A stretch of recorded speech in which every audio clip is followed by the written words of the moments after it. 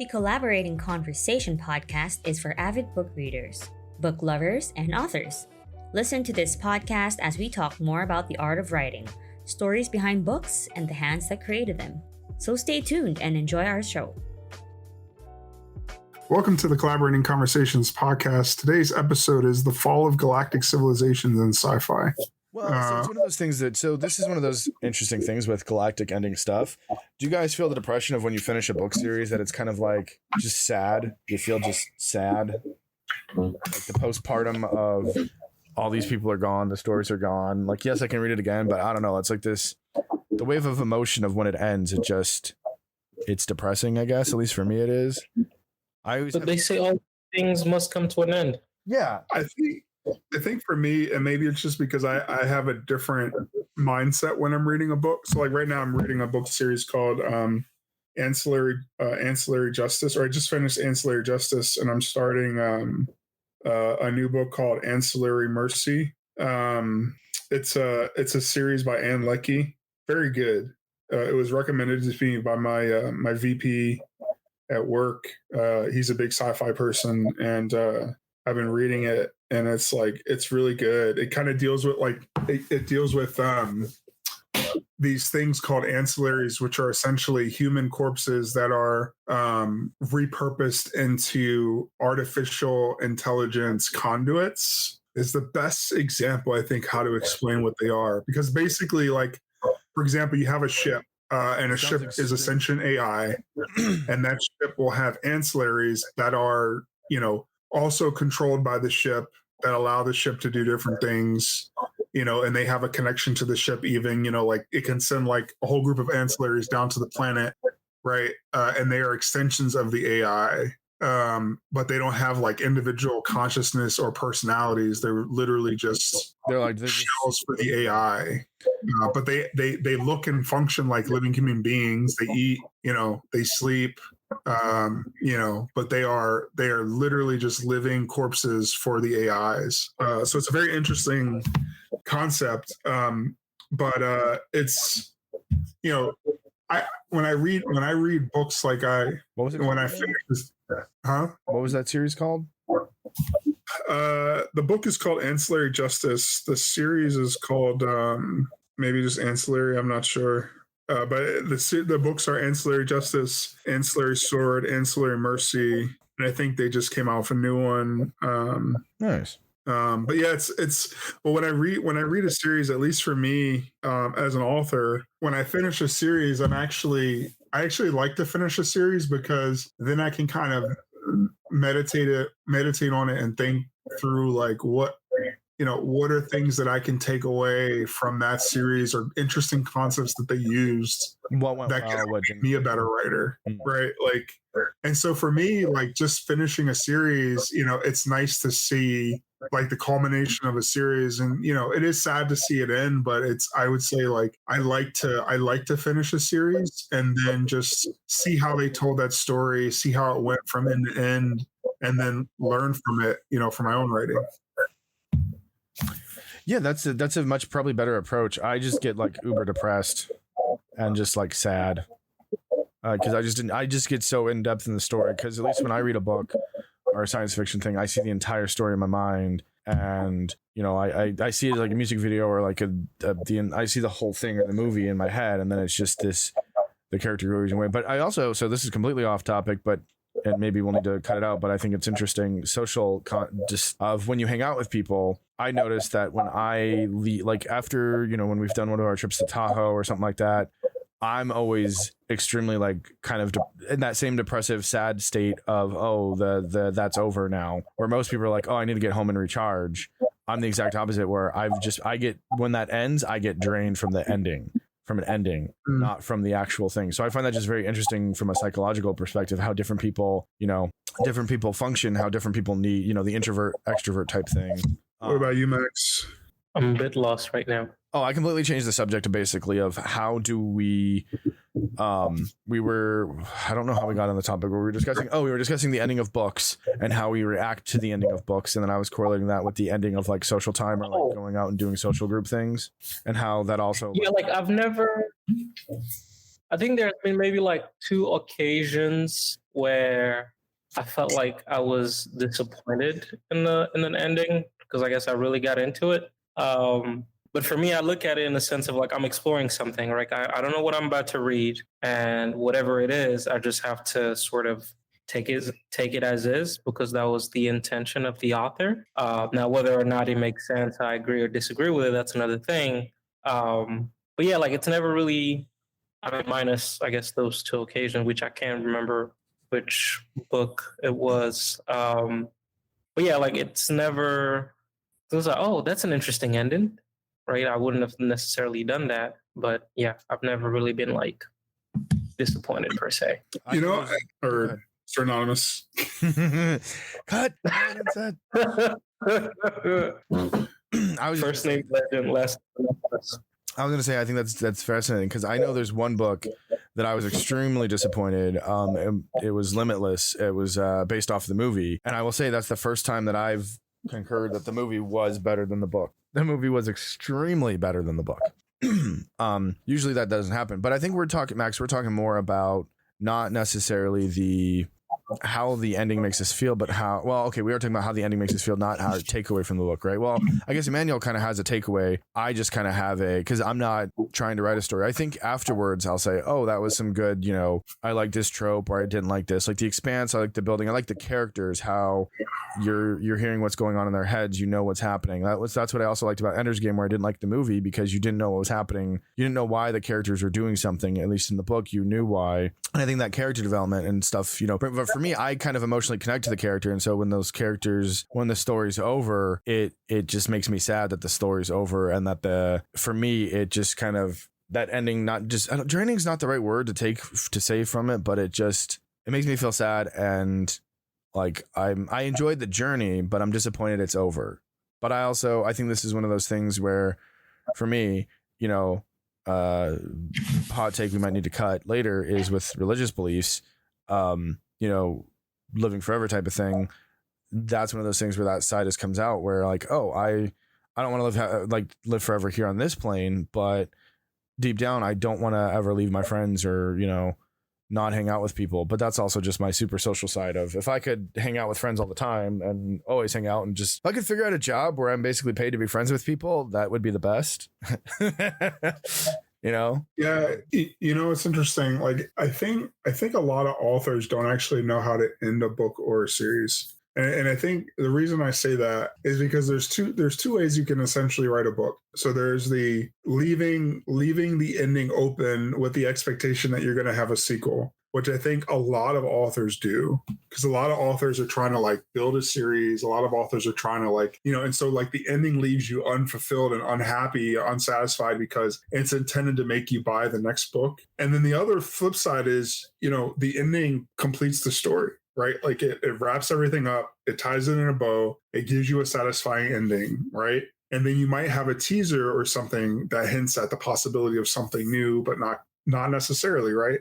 And I know for at least me as a writer, I've ascribed to the second philosophy of just this is a complete story. This is the end of the book. And then I might have a teaser, where, for example, with Elevator Quests, I only ever intended to write Elevator Quest as a standalone novel. I had no plans, and I have no plans for a sequel.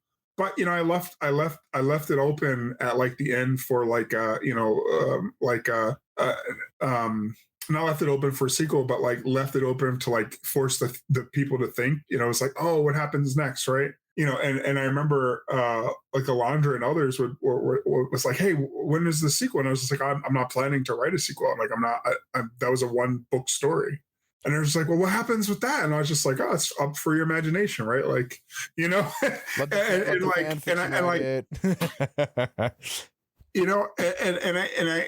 I firmly believe, because it's you shouldn't write a book from the perspective of you intend for it to continue, and so you're going to leave it open completely and not complete the story, right? I don't think that's a good way to write. Well, I think it depends on the book, right? Because I think The Expanse, you couldn't fit that all into one book, right? But actually The Expanse does this very well. Every book in The Expanse is a complete story that tells the story in that novel. Oh, okay. And it's part of a broader narrative of series of books. But you could pick up and read any Expanse novel and have a nice, fulfilling story because, without having to read any of the other books to understand what's happening in that book.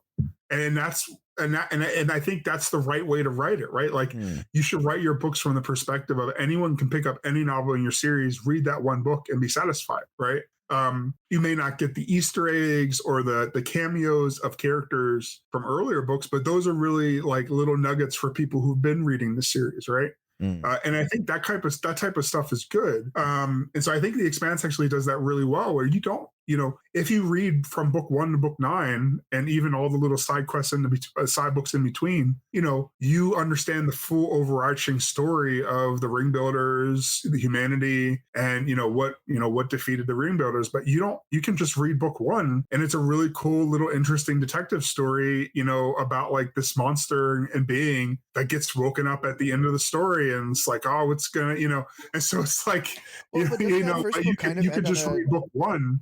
And you could just, it's just like, because book 1's a very different book from book 2, right? And maybe you'd like the narrative style of book 1 with it being more like of a detective story and stuff like that, but you don't like the narrative of book 2, right? Like, because it's a completely different type of book. And so I think, like, I think that type of, and I know for at least for like the Foundra series for me, like I intend the Foundra series to be a multi-book series that lasts for a long time. But every single book is a standalone novel, right? Like it's intended to be a standalone novel, and so, I think there are ways to do that allow you to build like an overarching narrative, but don't require you to leave the reader with an unfulfilled ending to the book. Well, and I think that's maybe where there's some terminology that maybe I wasn't using correctly, where I wasn't saying to have an unfulfilled story, because that's not, at least when I have that sadness, it's not that the story is unfulfilled, it's it's over.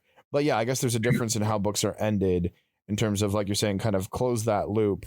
It's the parentheses within the parentheses, right? Where you have the book within a book, where you have a book, but it's also within the book. That book tells its own story, but it's also a part of a broader story. And I think that's the correct way of doing it. I mean, obviously, I'm not a writer. I haven't written anything like that, but I also think that that's from a reader's standpoint. I do like the Easter eggs, and I do like knowing, like, oh, there's more to this story. That's what I'm saying. When I finished the first Expanse, like I couldn't wait for the second one because it was a good story. I'm trying to remember, because it's been a while since I've read the first book. It did kind of indicate that there was more to the story, right? Like it ended, you saved everyone from Sirius Station, or I forget exactly how it ended, but you stopped it. Oh yeah, you threw it into Venus, where like there's still kind of you could tell that the story could continue, right? Even though it was bookended in that book, there was still more to the story overall. Yeah, but I think the thing that's specific about that book is that it actually ended, right? So it's like, oh, the disaster's averted. Like it went into Venus and it crashed there. And like, if you never picked up book 2, like you could say like, oh, they defeated it, everything's better now. Right? Even though we know like the story continues because it builds. Well, wasn't there a hangover, or not a hangover, cliffhanger, not a cliffhanger ending, but there was, you could still tell that there was more to the story, right? Like it was ended in that cliffhanger, but not, that book was closed, but like you said, I guess you open it up for more. I found that interesting because I actually couldn't complete Elevator Quest because you kept killing everybody off. What kind of D&D campaign is this where everybody dies? Clearly, you've never played enough D&D campaigns. I've tried. I think we played one together at some point. I just couldn't get into it. Because a true D&D campaign does kill off their characters because people end up re-rolling, or, the character dies and they come back as another character. Yeah. Clearly, I've not played enough. Well, this is completely off topic of the galactic civilizations, but I think it's an interesting discussion into science fiction and how that can play into it. Because I think that from the galactic standpoint, that is a bigger, broader story where it might not just be within one book, right? That would be maybe the Easter eggs. Because as you were saying, at least in the Expanse, how the Expanse did it, I don't think it was all that story was through one book, was it? Yeah. Well, I'm actually looking at the end of Leviathan Wakes, because I have the books, the physical books too. What? Who does audio and physical? What? Yeah. So like the book ends like with the end, with them, with arrows crashing, and it was Aero Station.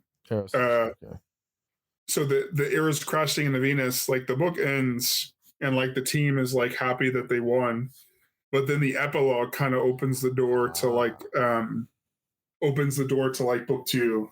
And I think that's the way to do it, right? Because the epilogue is the after story, and so if you look at the epilogues at all my books, the epilogues set up, the future, but the story actually ends in the final chapter. And so that's what they did at least in book one, which I think is the right way to do it. Yeah, I would. But yeah, agree. But getting back to our topic. I guess I've always just thought of the epilogue as still part of the book, right? Even though it says epilogue, it's still, you wouldn't be reading the epilogue if you hadn't completed the book, if that makes any sense. Yeah, the hard and fast rule of an epilogue is that it's supposed to be a post-narrative story that takes the perspective of a different character.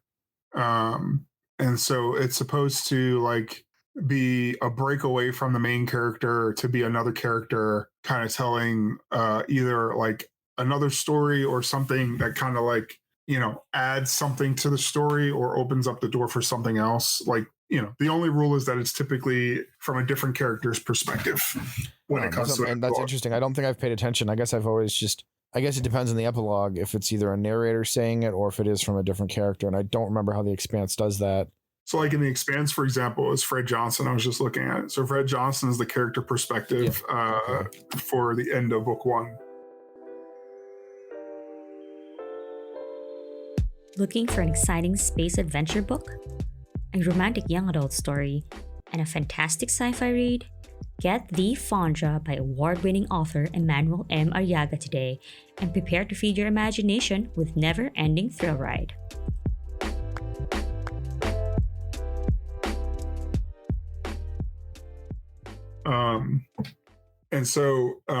But yeah, getting back to the topic.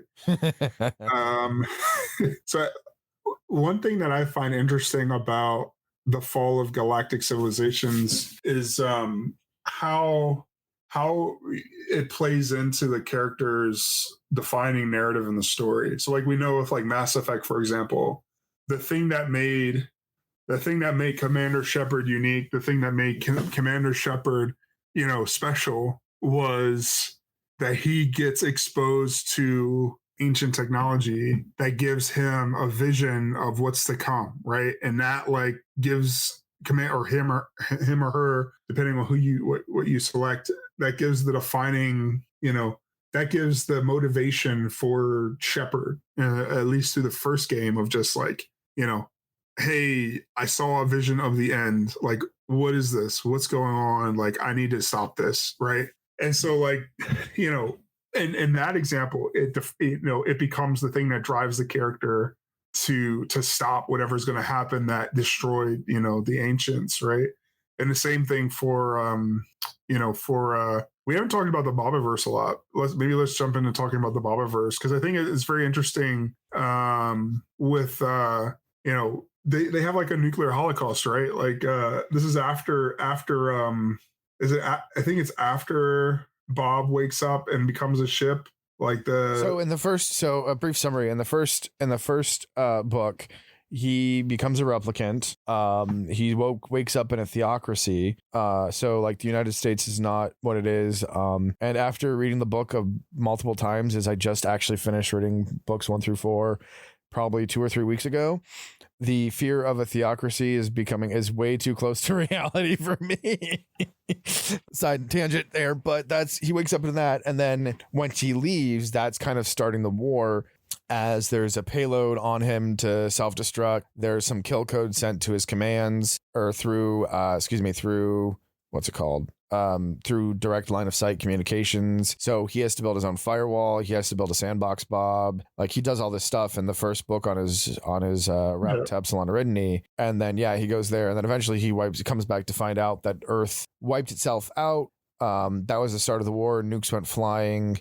And then what's left of Brazil is dropping asteroids on the Earth, which I find that's a sidestep how the Expanse, the Bobiverse, and other science fictions have actually used the gravity well as a weapon in and of itself. And I think that's a very interesting tactic of all you need to destroy Earth is just throw a couple massive rocks on it and gravity do its thing. You bye-bye. I mean, it's the most devastating, right? Like if you think about planetary bodies, like, you know, an asteroid the size, you know, of a small moon, right?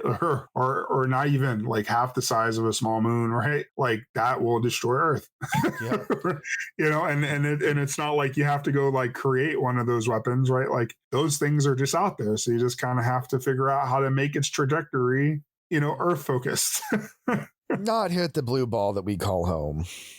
Yeah. But yeah, the Bobiverse is very interesting because I wouldn't call the Bobiverse Galactic Fall yet because we haven't really. Book 4, I think, was too focused on another species per se, but the Bobiverse is in the process of going galactic.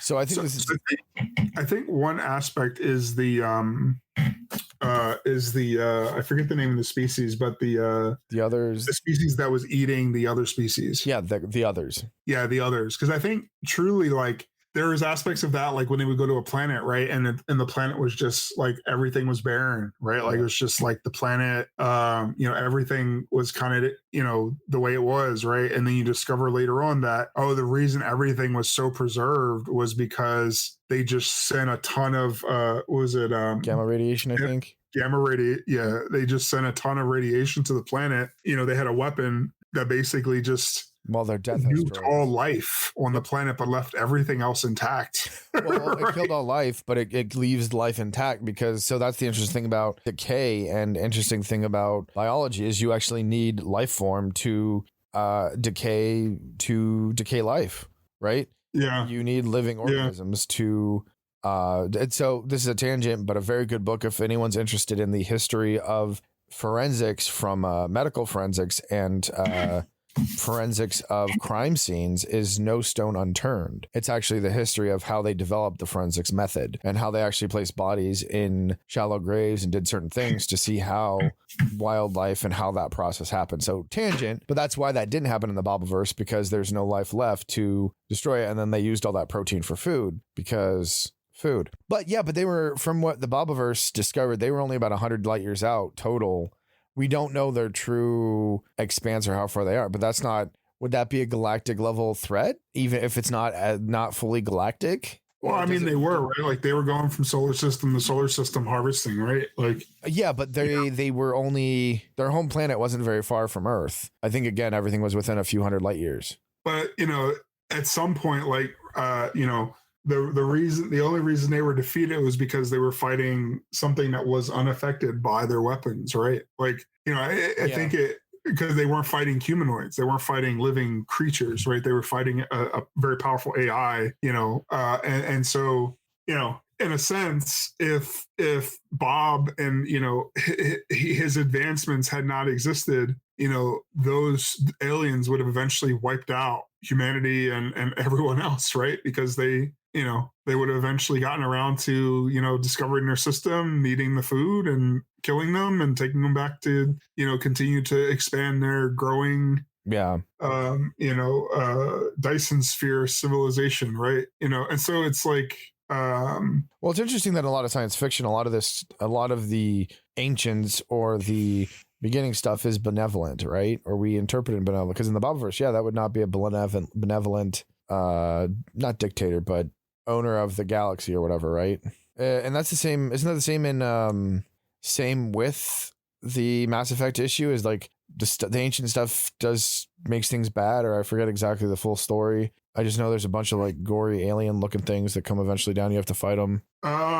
So there is this galactic civilization in Mass Effect, and they're called the they begin with a J. They're the they're the species, the first species I think that tried and almost succeeded in defeating the Reavers. Well, the Reavers are the ones that are looking all funky, right? Like more like zombie like. No, well, they create zombies. So the Reavers are just super advanced AIs. Okay. That have that use organic matter to build new AIs. So they it's weird. So they have each Reaver ship is created from the harvested species of an entire civilization. Okay. So like you know, like humanity, like when they started abducting humans, they actually liquefied them, and they started like using the liquefied humans to start building another Reaver. And towards the end of the book, you actually face the human Reaver, like the Reaver ship that was being built from humans. It's not completed, but so you fight it in its like partially completed state. But like that was the future. Wait, that was going to happen to humanity if they were going to become a Reaver. You just said the book. Is Mass Effect a book before the video game? Video game. They have books, but okay. Sorry, I was just wanting clarification. Yeah. There was another series that actually came to mind when we were talking about it. It's the Starcraft. So the Xel'Naga. Sounds familiar, but I'm not following. Starcraft. So Starcraft, that was another ancient species. So like the Xel'Naga created the Zerg and the Protoss. And so they were an ancient species, and you discover a lot of Xel'Naga technology in the throughout the games and in the books. But the Xel'Naga were like the super advanced species, and they ended up, there's kind of like an apocalyptic story for them, right? I think because that's one of the underlying questions, like what happened to the Xel'Naga, and it was just like, oh, well, the Xel'Naga were, wiped out by the Zerg, but it wasn't the whole truth. It was, and it's revealed, I think, in the Starcraft 3 series of games, that they had like a corrupted Xel'Naga that, had created the Zerg and, was basically bringing an end to the Xel'Naga, species. Interesting. I was not aware of that. I've played StarCraft, but I don't think I forgot really a lot of the lore. Also, side note tangent, if you have Prime, you can get StarCraft 1 remastered for free. Just play StarCraft 3 or StarCraft 2. I don't know why I keep saying 3. It's StarCraft 2. If you can get a free copy of the original remastered, go for it. Right? Just saying. Everybody should get a free copy if they got Prime. They're already paying for it. Yeah. But I think it's that was another one, the Xel'Naga. Trying to think other well, it wasn't exactly, I don't think it was galactic, but something came to mind was Firefly, right? Because they kind of had the weird space zombies from that one planet, but I don't think that was Galactic Annihilation or something, right? Oh, that just reminded me. A good one was the Kevin Sorbo series. I don't know which one. It was Andromeda. Oh, yes. I liked the concept of Andromeda. I never got to watch all the episodes. So I watched all of Andromeda. I watched most of it, or I watched half of it when I was younger, and then the rest of it through the internet when I got older, because I was just like, what happened to Andromeda? And I ended up watching all of it. But it was very interesting because that's of a perfect example, right? Like in Andromeda, like that defining moment in like the battle, or when the that one species who was an ally to the humans betrayed them and like started going on the offensive, like that turning point in that, in that galactic, because it was like a galactic collection of species that, part of this part of the systems commonwealth, I think was what it was called. And they the ship gets stuck in a black hole in the event horizons of a black hole, and then like hundreds of years later, like it ends up getting towed out of, like a salvage ship, like tows it out of the, the thing to try to salvage the ship because it's like this ancient, systems commonwealth warship. And, totally about that. Like, and then, Dylan Hunt, who's the captain, like realizes that like the whole systems commonwealth fall, Earth is in ruins, like, humanity is nothing, they've been, their fringes of humanity are like struggling to survive. And it's just like this perfect fall of like this galactic, this galactic alliance, that had established like peace and, order in the galaxy. And then like hundreds of years later, it's just completely wiped out and gone. And like the galaxy has fallen into like disarray, and like, it's just chaos everywhere. Like the whole overarching narrative, like the Andromeda series is like, Dylan's like idealistic, he wants to restore and rebuild the systems commonwealth, and it's just an interesting he didn't realize like how bad some of the things were in the commonwealth, but how he also sees how bad it is now, because half the things just aren't working. Yeah, and I think that's like, you know, if we were to fast forward, and maybe this is a good note to kind of end on, it's like if we were to fast forward 200 years into the future, right? Like, you know, like at a defining moment in our lives as a species, like, you know, does humanity go and explore the stars, or do we wipe ourselves out of existence, right? Like, do we nuke ourselves, you know, in the next 10 years, or do we persist and develop, you know, unity and come together and, you know, expand into the stars and start to build our own galactic empire, right? And it's just like the defining moments of deciding whether or not that happens is like the next few decades, right? Like, Well, you know, it's like, are we going to wipe ourselves out, or one way or another, or are we going to like find a way to come together and, you know, for the good of our species, you know, try to expand outreach for the stars and do something great, right? And it's like that defining moment, you know, you know, in every single one of these sci-fis, like I think it's like a, you know, in many ways, like, you know, authors are trying to tell something, you know, trying to warn or share a viewpoint, you know, from their own experience. And I think you hinted at this earlier, where it's like, you know, what's the story they're trying to tell? It's like, yeah, you know, we had this great and powerful civilization, and then it fell, right? It's like, you know, like every, you know, we're past the times of nations falling. Now we're at, you know, wiping out our planet, right? You know, it's like, because the next apocalypse that happens on Earth isn't just going to be the fall of the Roman Empire or the fall of the Greek Empire. It's going to be the fall of all civilization on the planet, right? And you know, because it's so easy for us to do that now. It's so easy for us to destroy the entire world, right? And I think that's like the warning that I think we have in sci-fi, right? Because if you look at all these galactic spanning civilizations, like they're so powerful, they're so advanced, and then, you know, the powers and advancements they have leads to threats that can wipe out their entire existence, right?